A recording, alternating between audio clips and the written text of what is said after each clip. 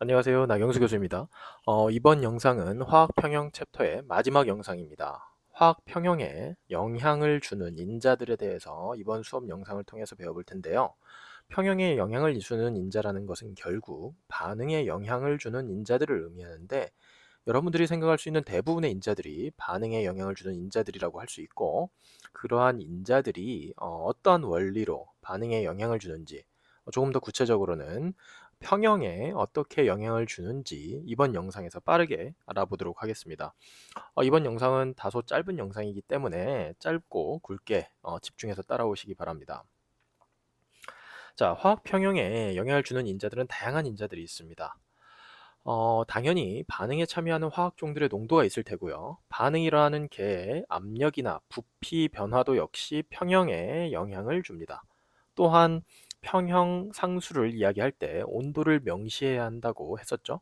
그 이유는 바로 온도에 따라서 평형 상수가 바뀌기 때문인데요.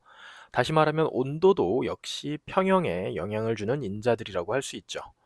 그렇다면 이러한 인자들이 어떻게 평형에 영향을 미치는지에 대해서 알아보도록 하겠습니다.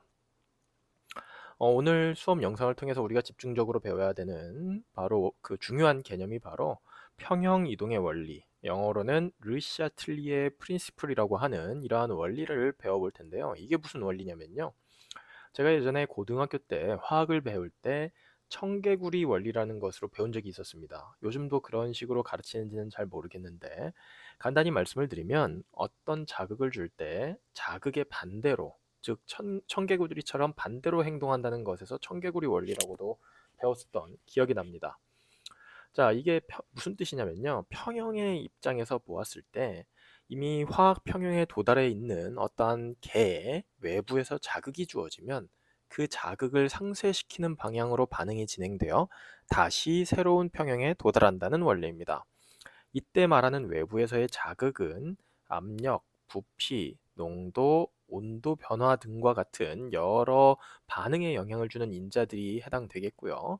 이러한 인자들을 외부로부터 주입시켰을 경우에 걔는 새로운 평형으로 이동하기 위해서 이 자극을 부분적으로 상쇄시키는 방향으로 반응이 조절된다는 원리가 바로 평형 이동의 원리 또는 르샤틀리의 원리라고도 합니다. 자, 가장 먼저 이 평형에 영향을 주는 인자 중에서 반응에 참여하는 화학종들의 농도를 기준으로 설명을 해봅시다. 자, 화학종이라고 하는 건 결국엔 반응물이나 생성물에 대한 이야기를 하는데요. 화학 반응이 이미 평형에 도달해 있는데 만약 평형에 도달한 게 외부에서 반응물의 농도를 바꿉니다. 구체적으로는 반응물의 농도를 개의 반응물을 첨가함으로써 반응물의 농도를 증가시키거나 또는 반응물을 빼내서 감소시키는 거죠. 자, 이런 식으로 예를 들어서 반응물의 농도를 증가시키게 된다면 어떤 일이 벌어질까요? 잠시 생각해 보시죠. 이미 평형이 도달되어 있는 그러한 개의 반응물을 외부로부터 추가해서 개에 주입시켰습니다. 그럼 어떤 일이 벌어질까요? 지금까지 여러분들이 배웠던 화학 평형의 개념을 동원하면 충분히 답을 할 수 있습니다. 평형에 도달했는데 반응물을 추가하여 반응물 농도를 증가시켰다. 자, 여러분들이 알고 있는 반응지수의 개념으로 설명을 해볼까요? 반응지수의 개념을 이용하면 반응지수는 결국엔 뭐예요? 반응물의 농도의 항이 분모에 들어가 있고 생성물의 농도의 항이 분자에 들어가 있었죠. 평형상수도 마찬가지입니다. 기억나시죠? 자, 그런데 반응물의 농도를 증가시켰습니다. 그러면 분모의 반응물의 농도의 항이 차지하는 값들이 커졌다라는 걸 의미합니다. 그러면 분모가 커졌기 때문에 평형상수에 비해서는 Q값이 어떻게 될까요? 작아지죠. 반응지수가 평형상수보다 작아졌기 때문에 결국에는 반응지수가 평형상수와 같아질 때까지 증가하는 방향으로 반응이 진행되어야 됩니다. 그럼 어떻게 해야 될까요? 결국에는 반응물이 소모되는 쪽, 즉 정반응 쪽으로 반응이 진행됩니다. 정반응 쪽으로 평형이 이동했다라고 이야기를 할 수도 있습니다. 자, 이게 바로 평형 이동의 원리예요. 자, 평형 이동의 원리가 뭐라고 앞서 제가 설명을 드렸죠. 평형에 있는 게 외부에서 자극을 주면 자극을 부분적으로 상쇄시키는 방향으로 반응이 조절된다고 했죠. 따라서 반응지수적인 측면에서 설명이 아니라 외부의 자극을 상쇄시키는 방향으로 반응이 조절된다라는 측면에서 해석을 해보면 똑같이 설명이 가능합니다. 반응물의 농도를 증가시켰으니 반응물이 줄어드는 방향, 농도를 증가시켰으니 농도를 줄이는 방향으로 가야 되고 반응물이 줄어드는 방향은 바로 정반응 방향이다. 이해하기 쉽죠? 어렵지 않습니다. 자, 이 원리 하나만 기억하면요. 여기 표에 보면 여러 가지 상황이 그림으로, 아니, 그러니까 글로 설명이 되어 있는데 요약이 되어 있지만 여러분들 전부 다 쉽게 이해할 수 있습니다. 스스로 이해하고 설명할 수 있어요. 이제 반응물의 농도를 이번에는 감소시키는 방향으로 가볼까요? 한 가지만 간단하게 설명을 하고 쭉쭉 나아가도록 하겠습니다. 자, 반응물의 농도를 감소시켰다는 말은 반응지수의 분모에 해당하는 항이 줄어들었다는 소리고 반응지수가 결국엔 평행상수보다 커지는 상황이죠. 그러면 반응지수를 줄이는 상황으로 가야 되기 때문에 반응물의 농도를 결국엔 증가시키는 방향, 다시 말하면 역반응 방향으로 반응이 진행될 것이다 라고 설명을 할 수가 있습니다. 이게 바로 평형이동의 원리예요. 자, 생성물을 기준으로 해도 똑같습니다. 여러분들 설명할 수 있어요. 충분히 설명할 수 있어요.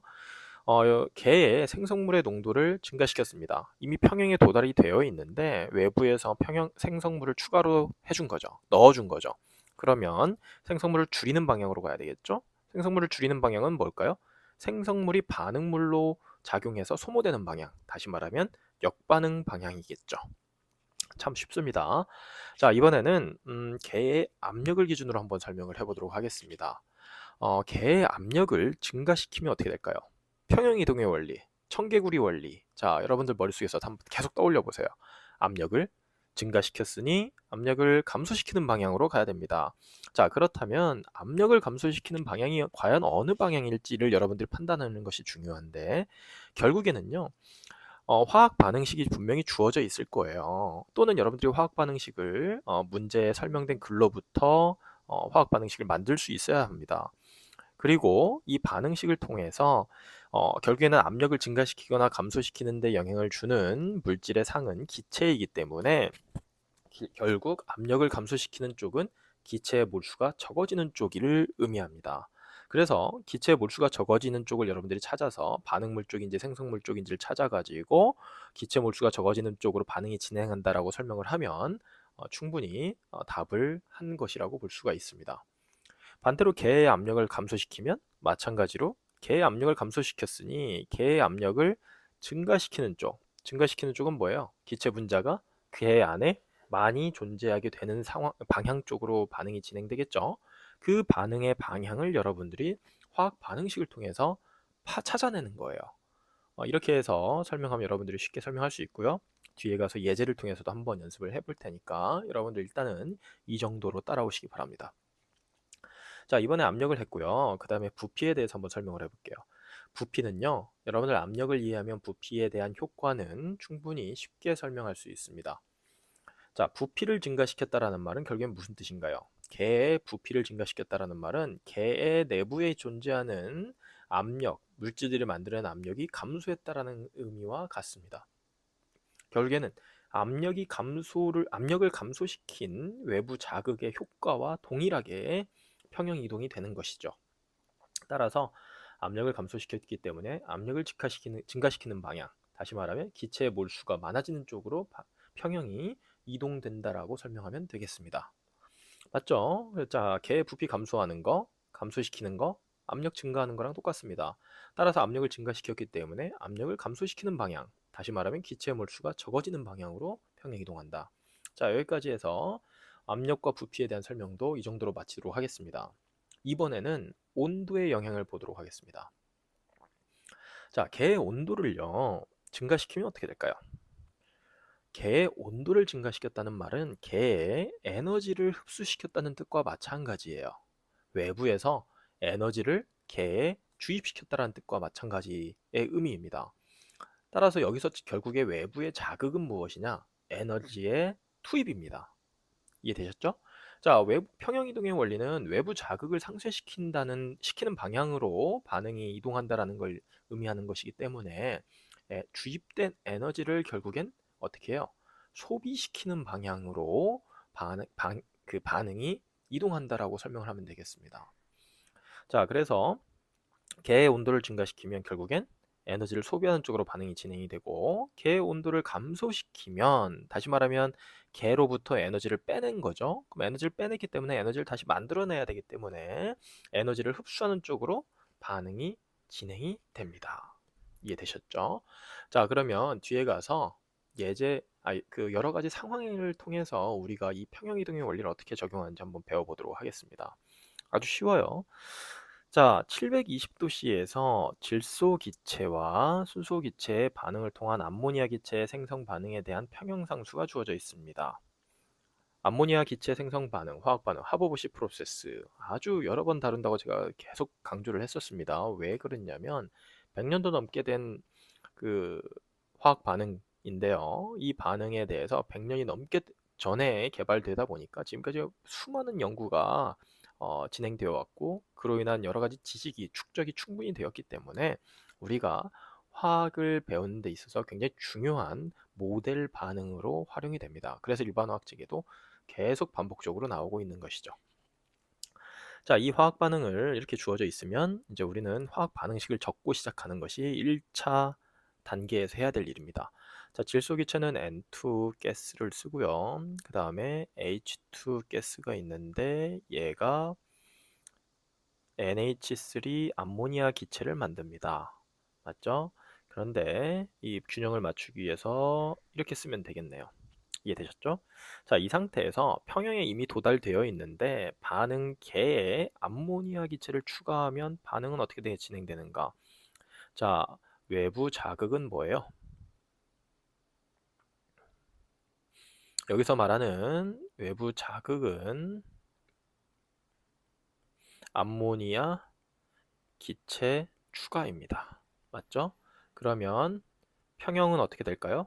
암모니아 기체를 소모되는 방향으로 평형이 이동됩니다. 됐죠? 따라서 이 반응식을 들여다보세요. 어떻게 하면 암모니아 기체가 소모되나요? 암모니아 기체가 반응물로서 작용해서 역반응이 일어나면 암모니아 기체가 소모되겠죠. 따라서 역반응 또는 왼쪽 방향이라고 써도 상관없습니다. 보통 이제 화학 반응식에서 우리가 왼쪽 방향이라고 쓰면 역반응 방향이라는 걸 의미해요. 자, 역반응 방향으로 반응이 진행됩니다. 언제까지 진행될까요? 새로운 평형에 도달할 때까지. 이해되셨죠? 자, 두 번째 상황을 한번 봅시다. 평형에 도달한 상태에서 반응 개에 N2 기체를 추가하면 어떻게 될까요? 자, 외부 자극은 결국엔 N2 기체 추가입니다. N2 기체를 추가했기 때문에 평형은 어떻게 돼요? N2 기체가 소모되는 방향으로 가야 됩니다. 따라서 얘가 반응물로 소모되려면 어떻게 돼요? 정반응 방향으로 반응이 진행되겠죠. 언제까지? 역시 새로운 평형에 도달할 때까지 반응이 진행됩니다. 자, 이해되셨죠? 자, 이번에 밑에 있는 두 번째 예제를 한번 봅시다. 화학 반응이 있어요. N2O4 기체가 두 개의 NO2 기체로 분해되는 반응입니다. 이 반응에 대해서 아래와 같은 변화를 가할 때 평형의 이동은 어떻게 되겠는가라는 게 질문입니다. 아래와 같은 변화를 한번 보시죠. 일단 첫 번째, 압력을 증가시켰어요. 압력을 증가시키면 어떻게 되나요? 압력을 증가시키면 평형의 이동은 어떻게 돼요? 순차적으로 차근차근 단계적으로 한번 설명을 하면서 적어봅시다. 압력이 증가됐으니 압력을 감소시키는 방향으로 평형이 이동됩니다. 압력이 감소되는 방향이 어떤 방향인가요? 자, 반응식 들여다보기. 반응식을 들여다보면 반응물에는 N2O4 1몰에 해당하는 분자가 있고요. 생성물에는 NO2 기체 2몰에 해당하는 분자가 있습니다. 반응이 어때요? 정반응 쪽으로 진행이 되면 두 개 분자가 만들어지는 거예요. 두 배에 해당하는 기체 분자가 만들어지기 때문에 결국엔 생성물이 만들어내는 NO2 기체가 만들어내는 압력이 높습니다. 그러니까 정반응 방향은 압력을 증가시키는 방향이에요. 그렇죠? 그러면 역반응 방향은 어때요? 압력을 감소시키는 방향입니다. 기체의 몰수가 줄어드는 방향이기 때문에 압력이 감소되는 방향이죠. 따라서 이 반응 같은 경우에는 어떻게 설명해요? 역반응 방향으로 이동합니다. 됐죠? 언제까지? 새로운 평형에 도달할 때까지. 이해되셨죠? 만약에 압력을 증가시켰을 때 이건 어떻게 될까요? 암모니아 합성 방법에 대해서 한번 적용해 볼까요? 암모니아 합성 그 반응식을 보면 압력을 증가시키면 압력을 줄어드는 방향으로 가야 되겠죠. 근데 압력이 줄어드는 방향을 잘 들다 보면 반응물 쪽은 어때요? 한 개의 질소, 세 개의 수소입니다. 그래서 총 4개 분자가 있고요. 기체 분자로. 오른쪽에 생성물 중엔 2개 분자가 있어요. 그런데 압력이 줄어드는 방향은 뭐예요? 기체 분자 수가 줄어드는 방향. 다시 말하면 정반응 쪽이죠. 이해되셨죠? 자, 암모니아 합성 방법의 경우에는 압력을 증가시키면 결국엔 정반응 쪽으로 방향이 이동이 됩니다. 반응이 이동이 됩니다. 평형이 이동이 된다라고 해석하면 되겠습니다. 자, 압력을 감소시키면 어떻게 될까요? 자, 이건 풀지 않아도 돼요. 압력이 이제 증가시키는 방향이기 때문에 어떻게 돼요? 정반응 방향으로 가겠죠. 이해되시죠? 자, 이번에 부피 증가시켜 볼까요? 부피 증가는 결국엔 뭘 의미합니까? 부피를 증가시켰다는 말은 압력을 어떻게 돼요? 감소시켰다라는 말과 똑같습니다. 따라서 압력을 감소시켰기 때문에 이게 외부 자극이에요.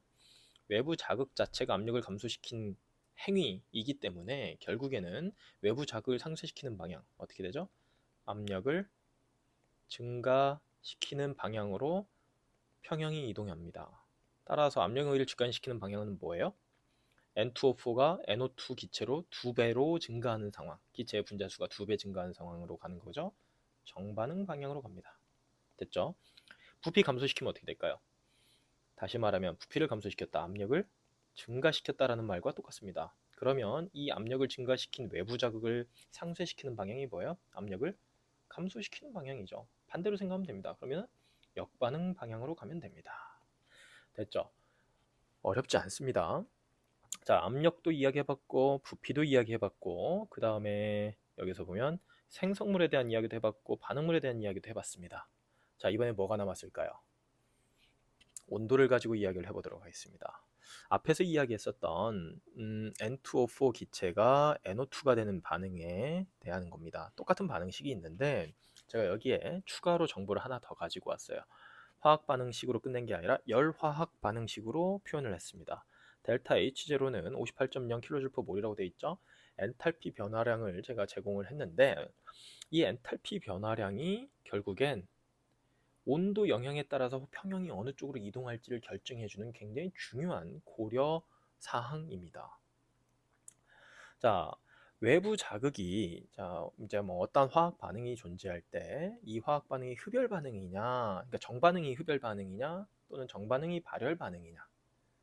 그러니까 정반응 자체가 흡열이냐 발열이냐에 따라서 온도를 증가시키거나 온도를 감소시켰을 때의 평형의 이동 방향이 서로 다릅니다. 이렇게 해서 두 가지 경우로 나눠서 이야기를 해야 되는데요. 이게 무슨 뜻이냐면요. 하나씩 설명을 따로 천천히 해보겠습니다. 일단은요, 만약 화학 반응이 흡열 반응이라고 하면 어떨까요? 이 흡열 반응이라는 말은 다시 말하면 이제 정반응이 흡열 반응이라는 소리예요. 여러분들 정반응이라는 말 계속 설명을 하지 않아도 여러분들이 반응이 흡열 반응입니다. 그럼 이제 오른쪽으로 진행되는 정반응을 이야기하는 거예요. 그래서 여러분들 그렇게 이해하시면 되겠고, 흡열 반응에서의 열은 반응물로 간주하면 간단합니다. 무슨 말이냐면요. 정반응이 흡열 반응이라는 말은 반응물이 있고 여기에 열이 흡수돼서 결국엔 생성물을 만들어낼 때 이러한 흐름으로 열이 출입할 때 이 반응을 우리는 흡열 반응이라고 합니다. 이러면 이 화학 반응식에서 열은 마치 반응물과 같은 역할을 하는 거죠. 정반응에서의 반응물과 같은 역할을 한다고 생각하시면 돼요. 그렇죠? 자, 그리고 우리는 이 흡열 반응의 경우에 엔탈피의 개념으로 봤을 때는 델타 H가 0보다 크다고 표시를 하죠. 기억나시죠? 그래서 에너지 다이아그램으로 그리면 흡열 반응 같은 경우는 이런 식으로 그리죠. 반응물이 있고 생성물이 이렇게 에너지가 높은 상태로 그림을 그립니다. 이게 바로 델타 H죠.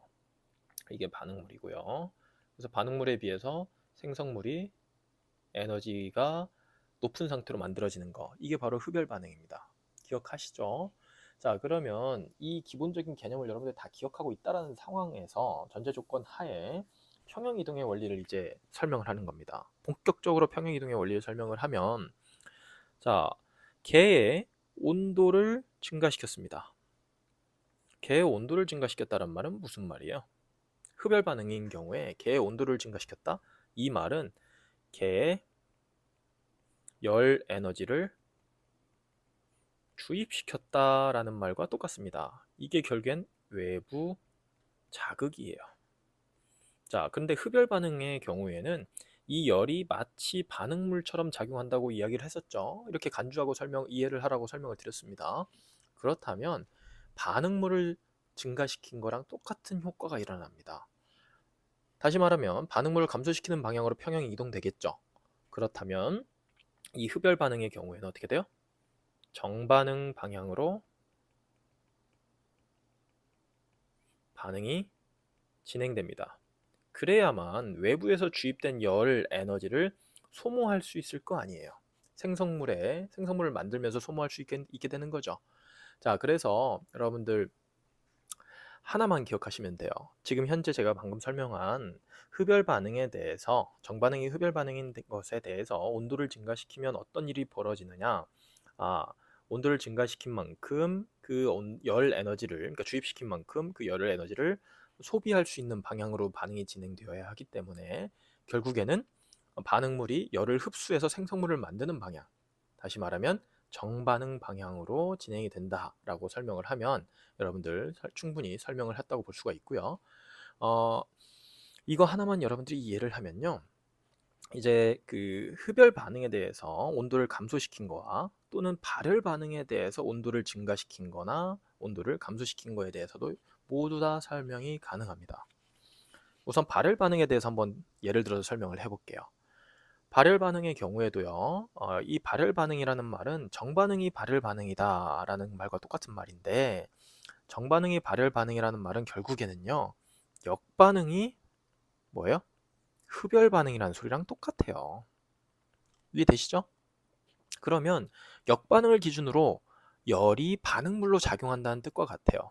다시 말하면 반응물이 있고요. 반응물 이제 우리가 왼쪽에 쓰죠. 근데 반응물을 생성물로부터 이제 역반응을 통해서 반응물이 만들어질 때 생성물에 열이 들어가면 반응물로 전환될 수 있다라는 거, 돌아갈 수 있다라는 걸 보여주는 게 바로 발열 반응입니다. 이해되셨죠? 정반응이 발열 반응인 거는 역반응이 흡열 반응이라는 거랑 설명이 똑같고, 역반응이 흡열 반응이라는 말은 역반응 상황에서 생성물에 열을 더해주면 결국 반응물로 돌아갈 수 있다는 것과 개념적으로 똑같다고 생각하면서 이해하면 좋습니다. 자, 그러면 이 상태에서 온도를 증가시켰어요. 온도를 증가시켰다는 말은 또 결국엔 뭐죠? 개, 열 에너지, 주입입니다. 주입시킨 거예요. 근데 이때 열 에너지는 결국엔 뭐예요? 역반응 기준으로 반응물로 작용합니다. 맞죠? 따라서 역반응 기준으로 반응물의 농도를 증가시킨 거랑 효과가 똑같이 일어납니다. 이해되셨죠? 자, 역반응 기준으로 반응물은요, 이 우리가 화학 반응식을 정상적으로 쓴 이 화학 반응식에서 생성물이 발굴된 역반응 기준의 반응물인 거죠. 따라서 이 반응은 역반응 방향으로 반응이 진행된다라고 할 수가 있는 거죠. 이해되셨죠? 자, 그렇게 해서 여러분들 흡열 반응과 발열 반응에 대해서 온도 증가 과정에 대해서 온도를 증가시켰을 때 어떤 일이 일어나는지에 대해서 설명을 해봤고요. 이런 식으로 차근차근 해석해서 설명을 하면은 온도를 감소시켰을 때는 어떻게 되는지 이제 이거의 반대 상황으로 설명하면 됩니다. 여러분들 이걸 외우려고 하지 마시고 하나씩 차근차근 단계적으로 적어가면서 해석해서 설명하는 습관을 들이다 보면 여러분들 자연스럽게 이해가 되고요. 나중에는 그냥 기계처럼 나오게 됩니다. 자, 마지막 문제, 쉬운 문제 하나를 가지고 왔는데요. 이 문제 하나를 통해서 평형이동이 어떻게 작동되는지 설명하면서 수업을 마치도록 하겠습니다. 자, 산소와 오존 사이의 평형을 생각해보자. 자, 이러한 화학 반응식으로 반응이 진행되는데 이때 엔탈피가 284kJ/몰이래요. 자, 엔탈피 변화량이 0보다 크기 때문에 정반응이 뭐예요? 흡열 반응입니다. 맞죠? 자, 그런데 여러 가지 외부 자극이 있습니다. 네 가지를 문제 제시했고요. 네 가지 경우에 대해서 평형이 어떻게 이동되는지를 설명하는 것이 질문입니다. 자, 첫 번째, 압력을 증가시켰습니다. 죄송합니다. 부피를 감소시켰어요.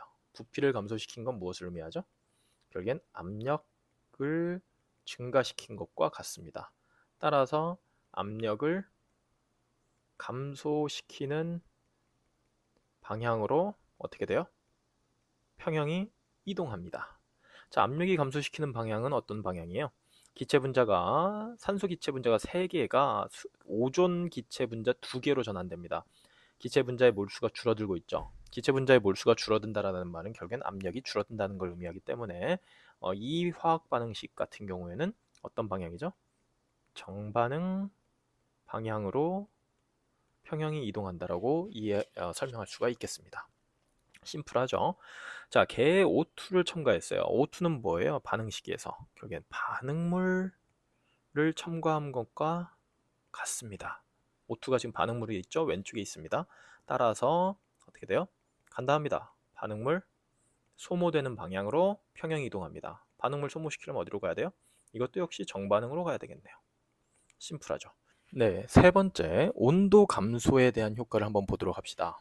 자, 이 반응을 들여다보면 반응식에 엔탈피 변화량이 주어져 있죠. 엔탈피 변화량을 통해서 정반응이 흡열 반응이라는 걸 알 수가 있는데, 자, 정반응이 흡열 반응이라는 말은 결국에 반응물에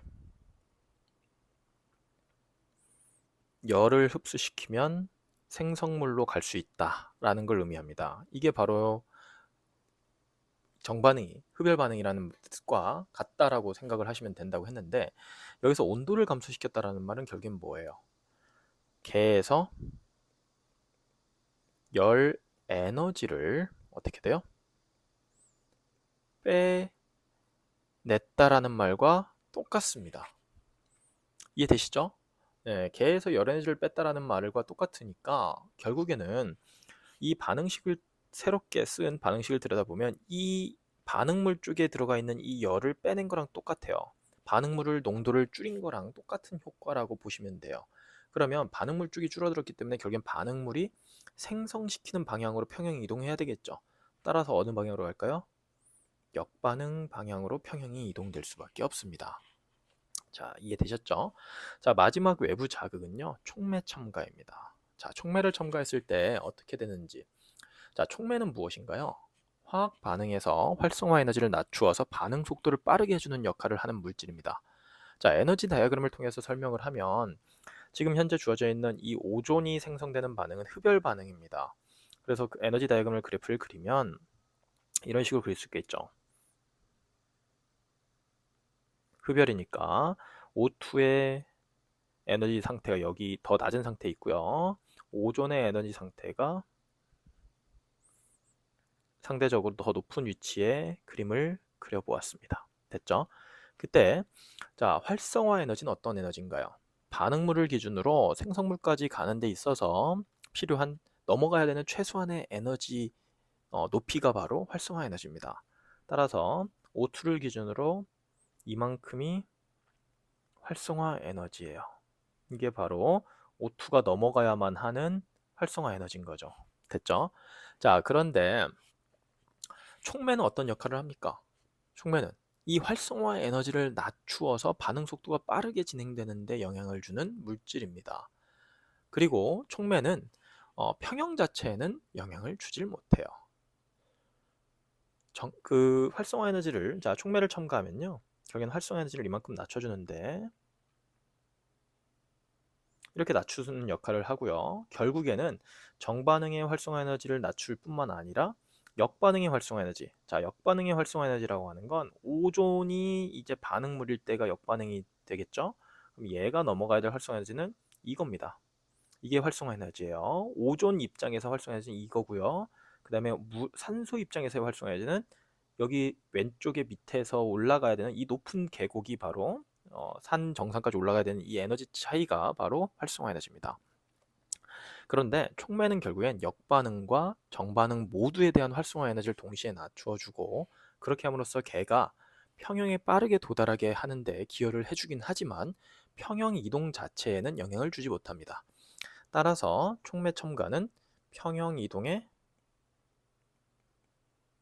영향을 주지 않는다라고 쓰는 것이 맞습니다. 됐죠? 자, 이렇게 해서 평형이동의 원리에 대해서 배워보았고요. 오늘까지 영상을 통해서 14장 화학 평형은 모두 마무리되었습니다.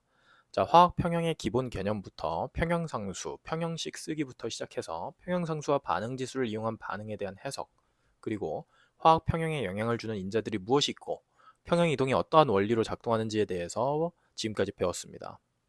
자, 14장 화학 평형. 계속 강조해도 지나치지 않을 만큼 굉장히 중요한 내용이기 때문에 가능하다면 복습을 여러 번 철저히 해서 14장 이후에 학습하는 많은 그 챕터들에서 내용들을 쉽게 이해할 수 있기를 바랍니다. 자, 오늘 수업 영상은 여기서 마치도록 하겠습니다.